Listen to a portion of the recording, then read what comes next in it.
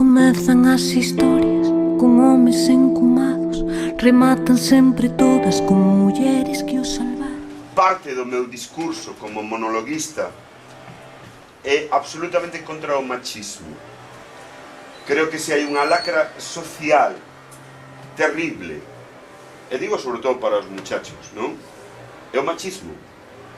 Cada día morren en España mulleres.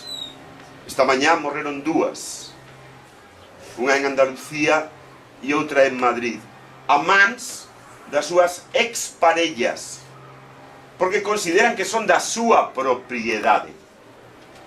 Se hai algo que me indigna, se hai algo contra o que loito, se hai algo que non podo soportar, é o machismo. Non podo soportar ao imbécil que porque hai 6 chicas dille, estáis solas? No, gilipollas, non sabes contar. Son 6. Fanse compañía unas ás outras. Mamón. Hai unha parte dos varóns que consideran que a muller é da súa propiedade e cando ela decide deixalo porque xa non o aguanta máis, mátana.